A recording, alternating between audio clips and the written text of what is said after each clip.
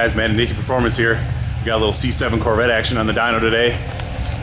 Really nice looking Grand Sport 2018. We got it warming up here. So this is a bolt-on deal, so no internal work, set of headers. Customer came in with the AFE cold air on it already. Basically all we did was put our American Racing Nickey Edition headers on it, 2-inch, and a flex fuel sensor. Also a thermostat, don't forget that. And then obviously we're doing a flex fuel tune on it. So last night here, I'll go over to the dyno screen here and we'll bring up, last night I worked up a 93 octane tune. Let's bring that up here. So I'm gonna bring up, that was the baseline. So that was just an intake. This is what I came out with, worked up on 93 pump. So now I just drained the rest of the 93 octane out and put 10 gallons of E in it. We're about 70% right now in the wintertime. And we're gonna work this tune up. So, super nice car. I really like this red. The Grand Sports and Z06 is in this red with the red black. Is just awesome. Actually, it'd be my choice of color in a C7 if I owned one, especially a Grand Sport or Z06. This guy track races this car, so he road races it. That's its primary focus with this thing. So obviously when I'm tuning on something like this, I do really pay attention to areas of the tune where coolant temperatures and oil temperatures are elevated, and that's based on my own racing experience with an LT1. I have a SS1 LE I race, so obviously the dyno, we can't really simulate that, but I know what to do with, you actually do have to pull some timing out when you're road racing, when you start seeing, oil temps of 260 to 280 and coolant temperatures in the, 220, 230 range. That takes different fueling and timing requirements than just your average street driving on a summer day. So that's what we're working with today. I'll set the camera down here. I'm gonna do a couple pulls on it. Probably 2, 3, 4 pulls, something like that. I should be able to get this thing dialed in on the E85. Since I got a good baseline on 93, I always start, when I do flex fuel, I always start with 93 octane. I always start with the pump gas. Obviously with the sensor in place and all my adjustments made to the fueling tables. And then once I put the E85 in, the sensor starts to read ethanol, then I can go back through and make sure all my tables are set up right. So, yeah, it hasn't been running long enough. Usually takes, I gotta get it running up on the rollers to read it, still reading just the pump gas 8%. So the residual sitting in the lines usually takes a couple minutes to get the sensor to read all the way up, but we're probably about 70% right now, would be my guess, is where we're at in the wintertime in Illinois here. So we can get this thing spun up and see how much extra power we can make on the 85.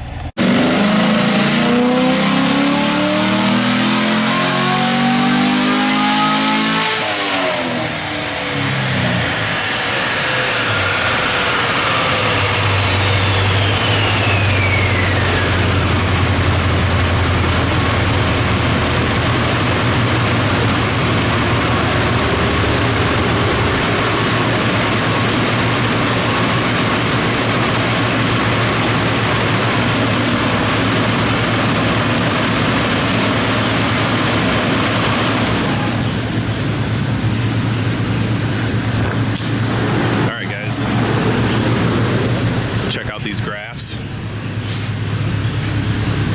So I did some working runs on it. So 470 is the final number, 492 torque. So you can see I did worked on some stuff down below, and pretty much had I had it pretty close up top on the first couple pulls. So yeah, that's looking really good for just like mild bolt-ons on this car. So we'll go back and we'll bring up all of our runs.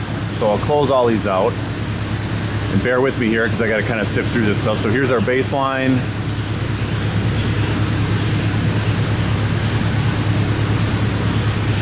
And that's our 93 octane, and that's our, we're about E70, like I was saying. So clear this out here so we can take a look. So overall, almost a 40 wheel gain. We picked up over 50 pound-feet of torque, which is pretty typical on these LTs. These motors are very efficient. They have really good volumetric efficiency in the mid-range. They make big torque numbers. So 470 is where I was hoping to see, and we hit it. So I'm pretty happy with that. So yeah, again, this has an AFE cold air. It's got our American Racing 2-inch headers on it. It's got a 160 thermostat, X pipe with high flow cats, flex fuel sensor, and a flex fuel tune. So we can take a look at the data log. There was this run, and you can see, so, you know, kind of looking at air fuel down here, I got that pretty nice. I like seeing on these NA LTs, I like seeing, you know, about 0.87-ish. That's kind of the sweet spot. Timing, I'm mid 20s, low 20s, ramping up to 26. And everything else is looking pretty good. There's a little bit of knock here. I can clean that up on the street drive.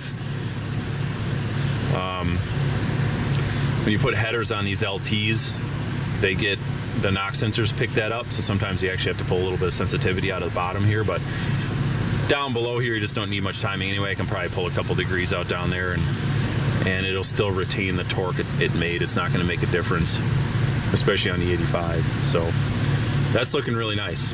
Other than this little spot, that's an easy adjustment. And again, I hate using the word false knock, but it is pretty much known. When you put long tube headers on LTs, you do have to pull a little bit out of the knock sensors here and there, because they add noise to the system, and the knock sensors pick it up. So especially because we're on E85, and I know we have good octane in this thing, so there's not, you know, 20 degrees of timing down 2600 isn't a whole ton of timing on a basic bolt-on deal. So, but I'll probably pull a little bit of timing out of there anyway. They only need upper teens down low like that to be efficient. So everything else looks nice. I like this. You might notice the throttle here. GM, the factory calibration, does not open the throttle on these Corvettes until all the way. So you put your foot to the floor, the throttle blade doesn't open up till 100% till 4,000 RPM, I want to say. I retain some of that, and we can take a look at the stock table. So stock, you can see 22%. I leave some of this for the drivability aspect of it. You start messing with some of this stuff, and it can make the car really jumpy coming off from a stop. So I do retain some of that. As you can see, even though the throttle blade is not opening all the way, we still are at 100% map, which means the manifold is still filling. So even if I open this up 100, there'd be zero power gain. And I've played with that in the past. Again, I just retain some of that for drivability. You start throwing 100% at all this, and it can kind of make these things jumpy, just the way the driver demand tables are and the way the torque system is set up. You start on these LT-based systems, they're torque-based. You start messing with one thing, you got to change everything. You got to change torque model and V and all that stuff. So I retain some of this for the drivability. Obviously, you can see that's stock.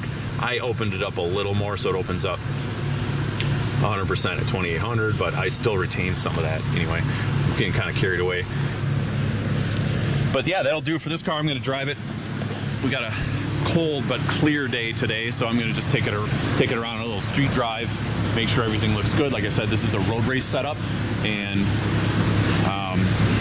he does some of the local tracks and, you know, Road America also, and that we got to keep that in mind when guys are road racing, because that adds a lot of another level of you know, the way the car's being used and some different dynamics of the car. So, and again, based on my experience, I know what to change when we start adding power and adding heat into the engine, and what I need to have stuff set at. So this car should be ready to go come spring for the track. So again, really nice looking car. I had my fender cover on there because I was draining fuel. These wide body Corvettes are awesome. And again, I love this color. The black red is just is like the color for me on C7s. So yeah, guys. So thanks for watching. I really appreciate all the positive comments I've been getting too. You know, I like when you guys comment on the videos and make suggestions and say what you like about videos. So anyway, we'll talk to you guys later.